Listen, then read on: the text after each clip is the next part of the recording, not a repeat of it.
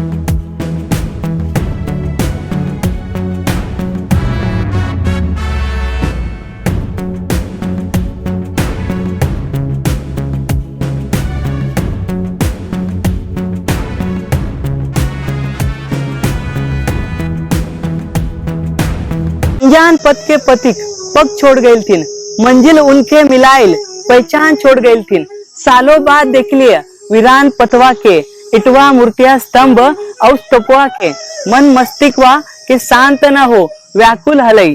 पतवा के पड़ल मिटिया के बर्तनवा और मोतिया के मलाव हलई। जय भीम, नमो बुद्धाय। आप सभी का स्वागत है आपके चहेते चैनल पर जिसका नाम है बोधिसत्व। इस बोधिसत्व यूट्यूब चैनल के माध्यम से हम प्राचीन भारत का इतिहास देख रहे हैं। इसमें आमतौर पर प्राचीन बौद्ध गुफाएं, प्राचीन बौद्ध स्तूप और भारत भर में के प्राचीन अवशेष आपको दिखाए जा रहे हैं। तो आपसे अनुरोध है, आज का ये जो वीडियो है यह शुरू करने से पहले आप इस वीडियो को ज्यादा से ज्यादा शेयर करें, ताकि यह जो महत्वपूर्ण जानकारी है हमारे देश के सभी लोगों को समझ में आ जाए कि हमारी जो यह प्राचीन संस्कृति और यह जो प्राचीन सभ्यता है वह क्यों महत्वपूर्ण है और उसके जो निशान है वो आज भी इस भूमि में हमें कई सालों बाद, मतलब 2,500 साल बाद भी हमारे सामने अपना अस्तित्व खोजते हुए हमें दिखाई दे रहे हैं। आज हम जाने वाले हैं बिहार राज्य के औरंगाबाद जिले के रफीगंज तहसील के पचार गांव में। आज भी जो वहां पर हमारी संस्कृति है, सभ्यता है और उसके वजूद जो है अपने निशान खोज रहे हैं, तो इसके हम जानकारी लेने वाले। दरअसल हम पचार में वहां पर एक प्राचीन बौद्ध स्तूप है पचार पहाड़ी में, उसके हम जानकारी लेने वाले। उसके अवशेष आज भी वहां पर बिखरे हुए हैं और इनकी जानकारी हमें जो मिली है प्रिंस बुद्ध मित्रा और उनके जो मित्र है विकास कुमार जी, उनके माध्यम से। तो यह बहुत ही महत्वपूर्ण वीडियो है। आपसे अनुरोध है आप वीडियो को शेयर करें और यहाँ तक जाने के लिए आप रफीगंज जो स्टेशन है, जंक्शन है, वहां तक आ सकते हो। वहां से कोई भी आपको जो छोटा मोटा वाहन है, रिक्शा है या बैटरी से आने वाले जो रिक्शा है वह मिलेंगे। उसके बाद आप पचार गांव में से चलते चलते पहाड़ी की ओर आप चल सकते हो। नीचे वहां पर एक पार्श्वनाथ जो जैन है तीर्थकार, उनका मंदिर दिखेगा और ऊपर पहाड़ी के जो पहली पहाड़ी है उसके ऊपर हमें एक मस्जिद दिखाई देगी, दरगाह दिखाई देगा और वहां का जो स्तूप है, वहां की जो बड़ी पहाड़ी है उस पर हमें दिखाई देगा और उसके अवशेष हमें शुरुआत में ही दिखाई देंगे। तो चलिए आज का यह वीडियो हम शुरू करते हैं।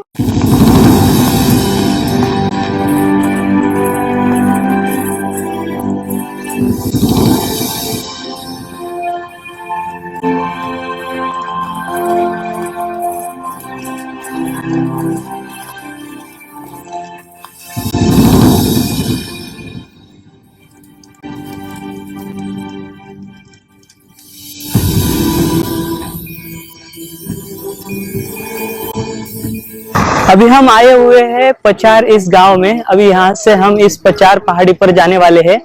हमें सामने यहाँ पर यह कमान दिखाई दे रही है और इसी के आगे यह पहाड़ी हमें दिखाई देगी। तो अभी काफी धूप है, लगभग सुबह के 10:30 बज चुके हैं। तो अभी हम इस पचार गांव में से ये जो पचार पहाड़ी हमें दिखाई दे रही है इसके करीब आए हुए हैं। तो हमें यहाँ से चलते इस पहाड़ी के ऊपर जाना पड़ेगा और वह आपको चोटी दिखाई दे रही है। उसी चोटी पर यह जो स्थल है, यह जो मोनेस्ट्री है, यह हमें देखने को मिलेगी।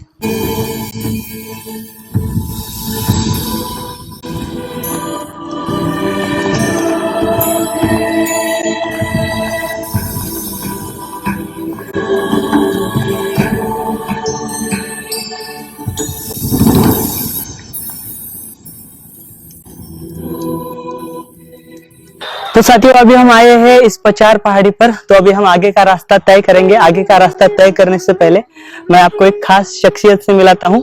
इनका नाम है प्रिंस बुद्धमित्र। तो यह रफीगंज के रहने वाले हैं, इस बिहार में रहते हैं ये। और यह इन्होंने इनके माध्यम से इस उम्र में इन्होंने बहुत सा जो संशोधन है अपने वैयक्तिक लेवल पर और इनके साथियों की सहायता से जो तथागत बुद्ध के अवशेष है या फिर जो प्राचीन स्थल है जो आज भी अनदेखे है, गुमनाम है, उनकी जानकारी इन्होंने लेनी चाहिए। तो हम इससे बात करेंगे। तो आप यह जो कार्य है यह किस प्रकार आपने शुरू किया या फिर आपको कैसे पता चला कि यह जो प्राचीन स्थल है इतने बड़े पैमाने में आपके यहाँ पर जो रूट है ये जेटीएन रूट है, इस जेटीएन रूट पर या फिर जो तथागत बुद्ध उर्वेला से लेकर आगे सारनाथ तक गए थे, यह जानकारी आपको कहाँ से प्राप्त हुई? देखिए जो बिहार है ना, हाँ। बिहार शब्द बिहार से बना हुआ है। हाँ। यहाँ गौतम बुद्ध का कर्म भूमि रही है, बोध गया उनको ज्ञान प्राप्त हुआ। हाँ, हाँ। और जितना भी आसपास गांव का नाम देखेंगे ना तो सब पाली ग्रंथ में है। कर्मा, श्रावक, हाँ। आचार, देवकली, जितना हाँ। भी आपको गांव का नाम मिलेगा ना सब पाली में है। तो ये जो आसपास के जो अवशेष है ना, यहाँ हमेशा खुदाई होती है। हाँ। रोड की खुदाई होती है, नहर की खुदाई हाँ। होती है। हाँ। आसपास अवशेष मिलते रहते हैं। हाँ। और ये क्षेत्र पर थोड़ा सा विकसित है, ध्यान नहीं दिया गया। हाँ। बट यहाँ पे बहुत संसाधनों और हर धर्म के, ऐसा नहीं, बहुत सनातन धर्म के भी, कुछ जैन धर्म के भी हाँ। अवशेष यहाँ मिलते रहते हैं। अच्छा, अभी हम इस जो पचार पहाड़ी पर आए हैं, इस पचार पहाड़ी पे हमें जैन तीर्थकार उनके अवशेष मिलेंगे शायद से। पार्श्वनाथ जैन 23वें जैन ये है ना तीर्थकार वो। तो और उसके अलावा यह जो मठ है इसकी जानकारी कैसे मिली? इस प्राचीन ये मठ कुछ साल पहले पूर्व लोगों द्वारा प्रकाश में आई थी। हाँ। तो हम और हमारे मित्र विकास कुमार जी ने यहाँ पे जाकर अध्ययन किया। तो यह गुप्त काल का प्रतीत होती है। यहाँ भगवान की 3 प्रकार की मूर्तियां मिली है। भूभूमि स्पर्श, हाँ। ध्यान चक्र धम्म परिवर्तन मुद्रा में, और क्या कहते हैं ध्यान चक्र धम्म परिवर्तन मुद्रा में मूर्तियां मिली है। और ये जो मोनेस्ट्री है बहुत प्राचीन है, बड़ा सा स्तूप के नीचे बनी है। इसके लिए कुछ आर्कियोलॉजी विभाग द्वारा इसका कुछ किया गया है? ये स्तूप नहीं, कहीं भी आप स्तूप देखे तो आर्कियोलॉजी विभाग और जो भी है नेशनल सर्किल वो इसके प्रति उदासीन है। अच्छा। और यहाँ पे कुछ खुदाई में अवशेष नष्ट हो जा रहे हैं। आप ऊपर देखिएगा तो किस तरह से नष्ट हो रहे हैं। हाँ। और भी आसपास आपको स्तूप दिखाएंगे। तो बिहार में अधिकतर स्तूप और जो अवशेष है नष्ट हो रहे हैं। और लोग भी ध्यान नहीं दे रहे हैं और सरकार भी ध्यान नहीं दे रही है। जी हाँ। तो आपका ये काफिला कितने सालों से चल रहे हैं? ये हम 2016 से स्टार्ट किए थे। 2016 से? 5 वर्ष से आधा तो बीत गया। तो हम काफी जगह यात्रा किए हैं और कुछ प्लेस के चिन्हित भी किए हैं जी। तो काफी थोड़ा सा दुख भी लगता है। इसके लिए क्या क्या पढ़े हो? मतलब कुछ आपके अध्ययन में आया होगा ना? अध्ययन चीनी यात्रियों का विवरण सबसे सुप्रसिद्ध है। हाँ। जेटीएन हो गया यहाँ के स्थानीय। हाँ। फिर जो क्या कनिंघम आए थे, लॉर्ड बुकनन आए थे, ये भी अपना रिसर्च दिए हैं। और लोकल इतिहास जो होता है, हाँ। ढूंढ कर लोकल इतिहास, गांव का नाम पर जो इतिहास निकालना होता है, जी। उसके प्रति हम लोग विशेष रुचि रखते हैं। तो यहाँ देखिए हमारे पाली ग्रंथों में भी कुछ जी हाँ। तो देखिए इस प्रकार का हमारे साथ जो प्रिंस बुद्धमित्र है इनका अध्ययन यहाँ पर बिहार में चल रहा है।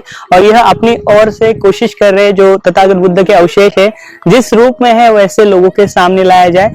और हाल ही में आप देख रहे हो सारे भारत भर में यह जो प्राचीन बौद्ध स्तूप है यह अपनी अंतिम सांस लेते हुए दिखाई दे रहे हैं। इसके लिए इस प्रकार का जो कार्य है हमें हमारे हाथ में लेना होगा। जैसे यह युवक आज जगे हुए हैं और यह कार्य कर रहे हैं, उसी प्रकार भारत भर में के हर एक युवक को आगे आना होगा और ऐसे प्राचीन बौद्ध स्थलों को बचाने के लिए हमें प्रयास करना होगा। तो चलिए आगे चलते हैं इस पचार पहाड़ी पर। तो देखिए इस पचार पहाड़ी का यहाँ पर खुदाई का काम चल रहा है। देखिए यहाँ का पत्थर तोड़कर उसका भुस्सा बनाया जा रहा है और इससे शहर में जाकर जो इमारतें हैं इमारतों के बांधकाम यानी कि इमारत के कंस्ट्रक्शन के लिए यूज किया जा रहा है।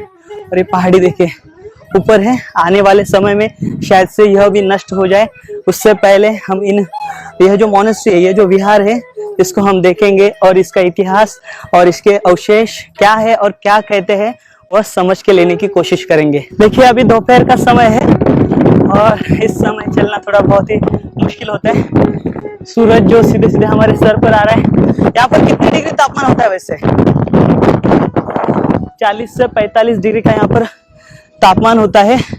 तो इस कड़ी धूप में अभी हम आए हुए हैं। तो आप अगर यहाँ आना चाहते हो तो सुबह सुबह जल्दी आ जाए या फिर संध्या के समय आ जाए।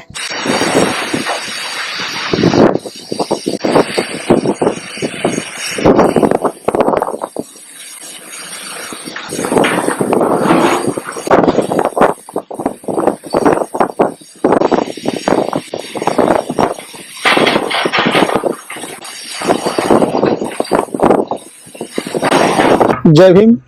मेरा CWC न्यूज़ चैनल है, खास करके महाराष्ट्र में वर्क होता है। महाराष्ट्र में जितने भी दलित, शोषित, पीड़ित, वंचित समाज के ऊपर अन्य अत्याचार होते हैं उनके हम न्यूज़ डालते हैं। और महाराष्ट्र में जो भी कुछ उभरते हुए नेतागण हैं जो अपने समाज के प्रति काम करने की अपनी मनोभावना रखते हैं, ऐसे लोगों को हम अपने न्यूज़ चैनल के ऊपर दिखा के उनको हम प्रमोट करने का काम करते हैं। जहाँ तक अपन देखते हैं कि मेन स्ट्रीम मीडिया अपने दलित, शोषित, पीड़ित, वंचित समाज की और अपने दलित, शोषित, पीड़ित, वंचित समाज की नेताओं की कुछ भी न्यूज़ नहीं दिखाती, तो वो काम करने का काम CWC न्यूज़ के मार्फत हम करते हैं। बोधिसत्व चैनल के प्रमुख सागर कांबळे सर, इनके साथ आज हम बिहार में आए हैं। बिहार में जो भी कुछ दबा हुआ जो अपना बौद्ध स्थल है या फिर अपने स्तूप है, लेनी है, वो हम खोजने का काम कर रहे हैं। सागर कांबळे सर के साथ तकरीबन मैं 4 महीने से उनके साथ मैं महाराष्ट्र में घुमा हूँ, यूपी में घुमा हूँ और अभी फिलहाल मैं बिहार में आया हूँ और एक्सपीरियंस काफ़ी बढ़िया मिल रहा है। और आप भी जहाँ तक हो अपनी यंग पीढ़ी इस बौद्ध स्थलों के बारे में जागरूकता निर्माण करें। जहाँ भी अपनी लेनी मिलती है, स्तूप मिलती है, उनके बारे में अवेयरनेस जागृति कीजिए।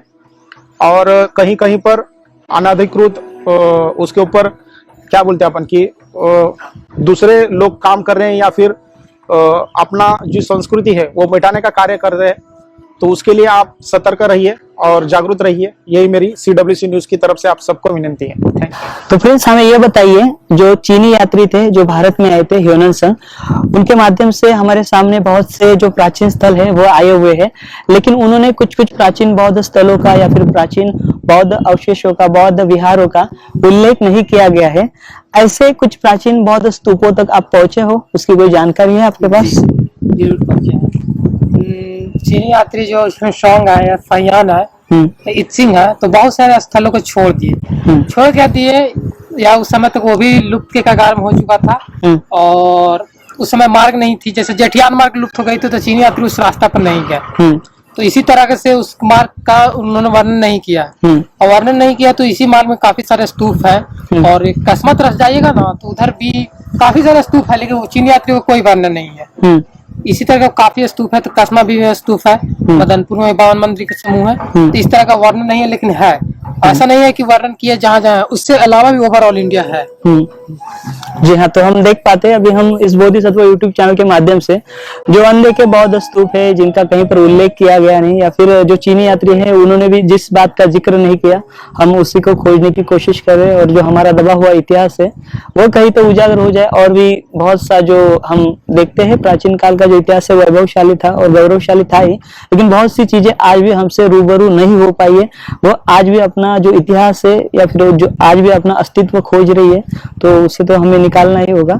उसके अलावा आप किसी मार्ग पर चले हो जिस प्रकार उर्वेला से या फिर यहाँ से अपने राजगृह से उर्वेला तक का इस मार्ग पर आप कभी यात्रा किए हो? देखिए, ऐसे जेठियान वैली है, उस पर रोड बना है तो लोग आते जाते हैं, बट उस एग्जैक्ट रास्ता ना आज के समय में पॉसिबल नहीं है। पॉसिबल कभी झाड़ियों से छिप गया है उस रास्ता कैसे, लेकिन उस समांतर उस लाइन के अनुसार हम लोग अध्ययन किए हैं, ट्राई किए हैं, कोशिश की है चलने का और चले भी हैं। कुछ हद तक सफलता भी मिली है जी। और वेस्ट में तो काफी सारे अवशेष है, राजगीर में भी, तो राजगीर तो खैर मगध का राजधानी था जी। तो वहाँ तो आप जानते हैं राजगीर तो विश्व प्रसिद्ध है जी। उसके आसपास भी एरिया में जो है काफी सारे स्तूप है, अवशेष है, मूर्तियां हैं जी। और वजीरगंज हो गया, चेस्टा हो गया, बहुत सारी जगह है वहाँ भी है, गया हो गया जी, गेरुआ हो गया, गुरारू हो गया, सारा जगह यही है स्तूप और जैन बौद्ध सबका भंडार है। जी हाँ, देख पाते हम जो ईसा पूर्व 3री शताब्दी या उससे भी पहले ईसा पूर्व बिहार में या फिर MP में हम जाएंगे तो ईसा पूर्व 5वीं शताब्दी से ही बौद्ध अवशेषों का निर्माण हुआ था।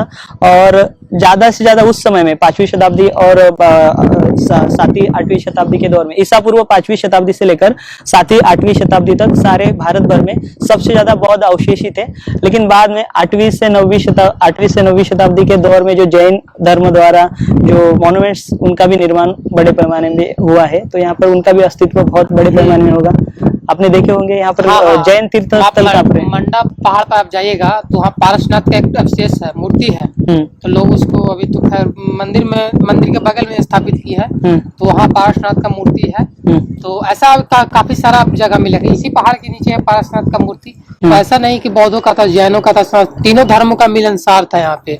शैव संप्रदाय, वैष्णव संप्रदाय, सभी का अथी मिलता था। और जब पालकालीन में आइएगा तो भारी संख्या में विष्णु दुर्गा की मूर्तियां जो थी वो बनना स्टार्ट हो गई थी। तो इससे संबंधित है कि तीनों धर्म का विकास हुआ जी, तीनों धर्म का विकास हुआ साथ में। यही दुखद है कि कालांतर बौद्ध धर्म का भारत से जी हाँ, बिहार से जिसका जहाँ पे उनका कर्म भूमि था, जन्म भूमि था, वहां से विलुप्त होकर जी कहीं और चले गए, हिमालय पार हो गए। जी हाँ, अगर भारत में अगर अंग्रेज अधिकारी सर अलेक्जेंडर कनिंघम नहीं होते या फिर उन्होंने ये संशोधन कार्य अपने हाथ में नहीं लिया होता या फिर भारतीय पुरातन विभाग का निर्माण कार्य भारत में नहीं होता तो शायद से हम यह चीजें आज भी हमें हमेशा के लिए लॉर्ड कनिंघम का आभार रहना चाहिए। हाँ। उन्होंने बोध गया, कुशीनारा और जगह जैसे सारनाथ जैसे स्थलों का खोज किया और काम किया, और उनका कार्य अपरणीय है। इसलिए उनको भारतीय पुरातत्व विभाग का पितामह कहा जाता है।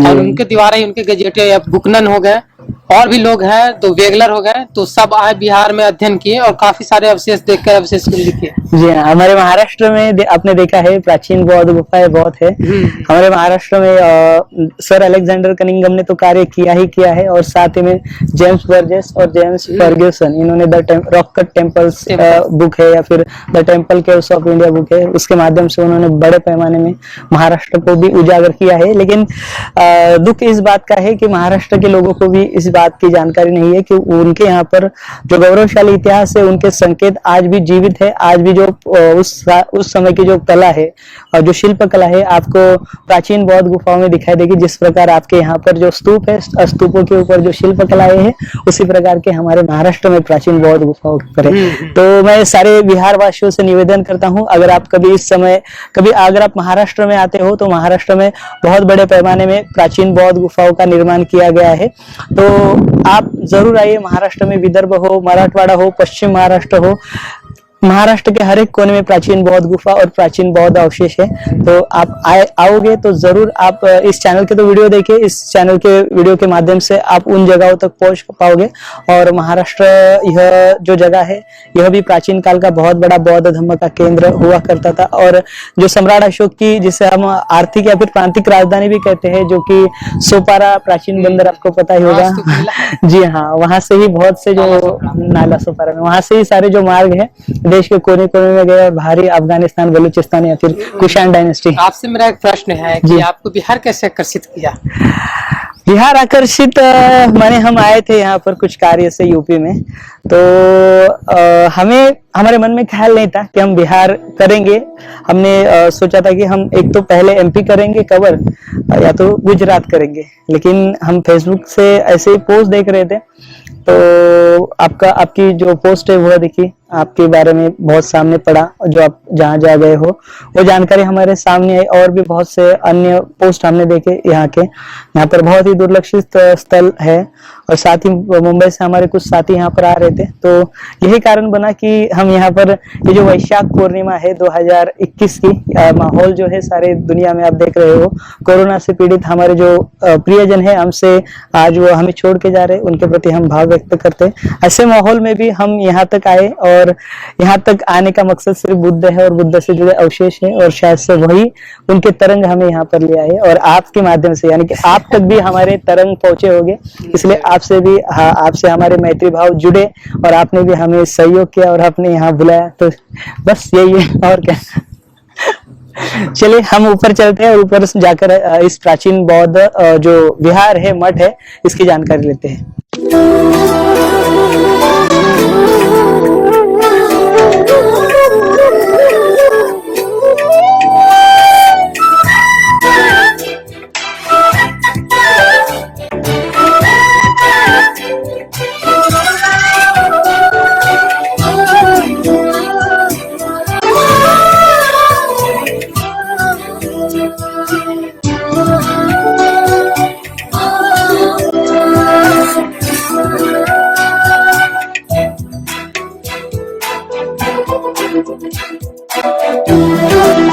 अभी हम आए हैं इस पचार की पहाड़ी पर। तो आप मेरे पीछे देख पा रहे हो, यहाँ पर फिलहाल तो मेरे सर के ऊपर तपती हुई धूप है और मेरे सामने एक बहुत बड़ा इतिहास का जो नमूना है, जो हमारा गौरवशाली इतिहास है, उसके चिन्ह हमारे सामने बिखरे हुए हैं। यहाँ पर देखिए, यहाँ नीचे की जो शुरुआत है, यहाँ से एक बड़ा बौद्ध स्तूप हमें दिखाई देता है। उस बौद्ध स्तूप के अवशेष देखिए, ये प्राचीन जो ईटा है यहाँ पर हमें दिखाई दे रही है। देखिए, यह सारे एक गोलाकार स्तूप है बहुत बड़ा, और इस स्तूप के ऊपर एक बुद्ध मठ यानी कि एक बौद्ध मंदिर निर्माण किया गया है, वो हमें दिखाई देता है। तो देखिए, नीचे का जो हिस्सा है शायद से बहुत ही पुराना है, शायद से यह सम्राट अशोक के काल का ही बौद्ध स्तूप हो, और ऊपर का जो हिस्सा है ऊपर का कहा जाता है गुप्त काल का है। तो देखिए, आइए यहाँ पर अब चलिए, देखिए सारी ईंटें हमें यहाँ पर दिखाई दे रही, स्तूप का सारा अवशेष यहाँ पर दिखाई दे रहा है। अगर इसका ठीक से यहाँ पर भारतीय पुरातन विभाग द्वारा संरक्षण किया जाए और इसकी और जानकारी निकाली जाए, या फिर यहाँ का उत्खनन ठीक से किया जाए, तो हमारे सामने बहुत बड़ा इतिहास आ सकता है। देखिए, ये जो जेटियन मार्ग कहा जाता है, जो लुप्त हो चुका है, उस पर ऐसे संकेत मिलना यह बहुत बड़ी बात है, और वह जो मार्ग खोया हुआ है तो हम उसे खोज सकते हैं। तो देखिए, यहाँ का हर एक जो ईंट है, यहाँ की अपना इतिहास और अपना वजूद यहाँ पर चीख चीख के बता रही है। यह है प्राचीन काल के बुद्ध के अवशेष। चलिए ऊपर हम जानकारी लेने की कोशिश करते हैं। आइए आप देखिए, ऊपर इस प्रकार का यहाँ पर जो मठ है, बौद्ध मठ यहाँ पर बनाया गया है, उसकी जानकारी हम लेंगे। भारत के गौरवशाली खोए हुए इतिहास में आपका स्वागत है। हम अभी पचार की पहाड़ी के ऊपर है, और ये प्राचीन बौद्ध मठ है, मोनेस्ट्री, और एक 2 मंजिला हुआ करता था। हालांकि अभी ये पिछले बरसात में ढह गए। हम और हमारे मित्र विकास कुमार चौहान इनको पिछली बार देखे तो काफी अच्छी स्थिति में थी, लेकिन अब ये ढह चुकी है। और हमारे साथ है सागर जी, जो बोधिसत्व चैनल के संस्थापक है और यात्री है। तो हम इसका इतिहास बताते हैं। यह गुप्तकालीन मठ है, और इसके अंदर देख सकते हैं सीढ़ी जैसा देवी है, और ये जो देखिए ईंट का अवशेष है। अंदर एक मंडप सा है, अंदर एक गर्भगृह है, और 2 साइड में बुर्ज की तरह कमरे हैं। और ये बड़ा सा स्तूप बसा है, इसका स्क्वायर लगभग 150 फीट होगा जी। और ये देखिए, ये जो स्तंभ का शेष है जी, हाँ, ये उसी का भाग है। उसको भी दिखा दीजिए, वो भी स्तंभ का। देखिए, यहाँ पर भी गिरा हुआ है, वो उसी का भाग है। यहाँ पर भी है जी, हाँ। आप अंदर सुरक्षित रूप से आइए। तो देखिए, यह जो प्राचीन बौद्ध स्तूप है, इस प्राचीन बौद्ध स्तूप के ऊपर यह जो विहार है, यह 2 मंजिला बनाया गया है, और इस 2 मंजिला विहार के हम गर्भगृह में आए हुए हैं। तो देखिए, यह मेरे पीछे गर्भगृह कुछ इस प्रकार का है। यहाँ पर सारे जो ईंटों के अवशेष है, जो प्राचीन काल का जो अभी यहाँ पर मलबा जमा हुआ है, यहाँ पर हमें दिखाई देता है। और इस मलबे के नीचे बहुत से अवशेष होंगे, या फिर अगर उसका उत्खनन भारतीय पुरातन विभाग द्वारा किया जाए तो बहुत सी जानकारी हमारे सामने आ सकती है। तो यहाँ का मैं आपको स्ट्रक्चर दिखाना चाहूंगा। वहां पर देखिए, यहाँ पर 2 छोटे छोटे कक्ष बनाए गए, शायद से उस काल के है। ये जानकारी हमारे दोस्त प्रिंस बुद्ध मित्र ने दी है। उनके मुताबिक यह जो जगह है, या फिर यह जो मोनेस्ट्री ऊपर स्तूप के ऊपर बनाई गई है, इसे 6ठी शताब्दी के दौर में बनाया गया, यानी कि गुप्त काल की यह मोनेस्ट्री वह बताते हैं। और बाहर कुछ हमें बुद्ध के अवशेष और बुद्ध की प्रतिमाएं दिखाई देगी, या फिर जो स्तूप के तोरण रहते हैं और तोरण के ऊपर जो शिल्प कलाएं रहती है, या फिर अन्य जो पार्ट रहते हैं, जो महाबोधि बुद्ध विहार है, उसमें हम देख सकते हैं अलग अलग प्रकार की बुद्ध की प्रतिमा है, बुद्ध की छवियां है, वह भी हमें दिखाई देते हैं, उसके भी अवशेष हमें दिखाई देते हैं। तो वह सारी चीजें हम देखने की कोशिश कर रहे हैं। तो यहाँ पर हम आए हुए हैं। तो देखिए, यह स्थल ऐसा है, कुछ इस प्रकार का है। आप देख लीजिए यहाँ का इलाका। तो हम वहाँ जो मेन इसका मंडप है, मंडप से हम आगे आएंगे तो गर्भगृह है। देखिए, वो मंडप में सामने ही मलबा जमा हुआ है, तो वह उस मलबे के नीचे हमारे दोस्त का कहना है कुछ होगा, या फिर हो सकता है स्तूप ही है, या छोटा स्तूप रहा होगा। यहाँ पर आप देख सकते हो, यहाँ के प्राचीन बौद्ध स्तूप के यहाँ से कुछ अवशेष गलती से निकले हुए थे, उत्खनन हुआ था।